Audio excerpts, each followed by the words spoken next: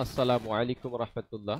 BPDB বা বিদ্যুৎ উন্নয়ন বোর্ডে উপসহকারী পদে নিয়োগ সার্কুলার 2024 পর্যালোচনায় আপনাদেরকে স্বাগতম। সাথে আছি আমি মোহাম্মদ আকরাম হোসেন। গত 14ই আগস্ট 2024 বিদ্যুৎ উন্নয়ন বোর্ড থেকে উপসহকারী প্রকৌশলী নিয়োগের নিমিত্তে একটি সার্কুলার প্রকাশিত হয়, যেখানে বলা হয়েছে যে 49টি পদের বিপরীতে উপসহকারী প্রকৌশলীদেরকে বিদ্যুৎ উন্নয়ন বোর্ডে নিয়োগ দেওয়া হবে।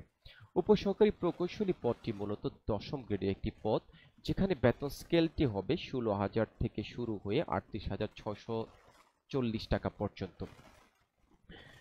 এখানে সার্কুলারটিতে শিক্ষাগত যোগ্যতার ব্যাপারে যে বিষয়টি উল্লেখ করা হয়েছে সেটি হচ্ছে উপসহকারী প্রকৌশলী পদে যারা যোগদানে আগ্রহী বা নিয়োগ প্রক্রিয়া অংশগ্রহণে যারা আগ্রহী তাদের অবশ্যই ইলেকট্রিক্যাল, মেকানিক্যাল, ইলেকট্রনিক্স, পাওয়ার, সিভিল যে কোনো একটিতে ডিপ্লোমা থাকতে হবে।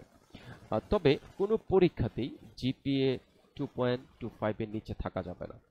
বয়স সম্পর্কে সার্কুলারটিতে যা বলা হয়েছে সেটি হচ্ছে আগ্রহী প্রার্থীদেরকে অবশ্যই 20শে আগস্ট 2024 সাল পর্যন্ত তাদের বয়স 18 থেকে 30 বছরের মধ্যে হতে হবে। তবে এক্সেপশনাল রয়েছে শুধু বীর মুক্তিযোদ্ধা, শহীদ বীর মুক্তিযোদ্ধাদের সন্তান ও প্রতিবন্ধীদের ক্ষেত্রে সর্বোচ্চ বয়স সীমা 32 বছর রাখা হয়েছে।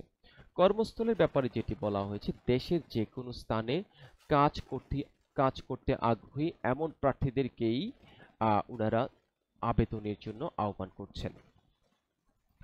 আবেদন প্রক্রিয়াটি শুরু হবে 20শে আগস্ট 2024 সকাল 9টা থেকে, আর আবেদন প্রক্রিয়াটি শেষ হবে 8ই সেপ্টেম্বর 2024 বিকাল 5টা পর্যন্ত।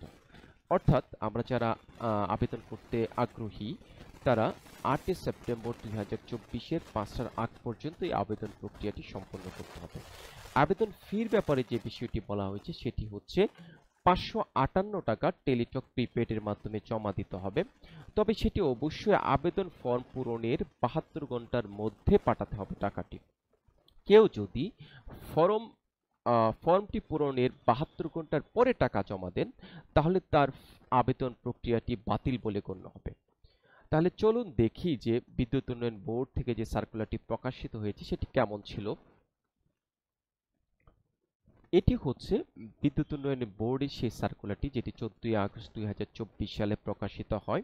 সেখানে আমরা দেখতে পাচ্ছি যে উপসহকারী প্রকৌশলী পদে নিয়োগের নিমিত্তে সার্কুলারটি দেওয়া হয়েছিল। এটি একটি রাজস্ব খাতভুক্ত পদ। তবে আপাতত অস্থায়ী ভিত্তিতে নিয়োগ দেওয়া হবে মর্মে অবহিত করা হয় সার্কুলারটিতে। আমরা দেখতে পাচ্ছি যে 49টি পদের বিপরীতে নিয়োগ দেওয়া হবে উপসহকারী প্রকৌশলীদের, যারা অবশ্যই ইলেকট্রিক্যাল অথবা মেকানিক্যাল অথবা ইলেকট্রনিক্স বা পাওয়ার বা সিভিল থেকে ডিপ্লোমা ইঞ্জিনিয়ারিং করে থাকবেন। বেতন স্কেলটি এখানে দেয়া আছে। এখানে শিক্ষাগত যোগ্যতার বিস্তারিত দেয়া আছে। আর শর্তাবলীর মধ্যে অন্য অন্য চাকরিতে যে ধরনের শর্তাবলী থাকে সেই ধরনের শর্তাবলী মোরলেস এখানে দেয়া আছে। তবে আমরা যারা আহ, এই এই নিয়োগ প্রক্রিয়াটিতে অংশগ্রহণ করতে আগ্রহী তারা অবশ্যই শর্তাবলীগুলো বিস্তারিতভাবে পড়ে তারপরে আবেদন প্রক্রিয়াটি সম্পন্ন করব। আমরা যারা আরো বিস্তারিত জানতে ইচ্ছুক তাদের জন্য এখানে ওয়েবসাইটের ঠিকানা দেয়া আছে, bpdb.teletalk.com/bd। এটিতে আমরা প্রবেশ করে এ সম্পর্কে আরো বিস্তারিত জানতে পারব। আজকে এ পর্যন্ত। ইনশাআল্লাহ অতি সত্বর আরেকটি চাকরির আহ, নিয়োগ বিজ্ঞপ্তি পর্যালোচনা নিয়ে আপনাদের সামনে হাজির হব। আসসালামু আলাইকুম রহমতুল্লাহ।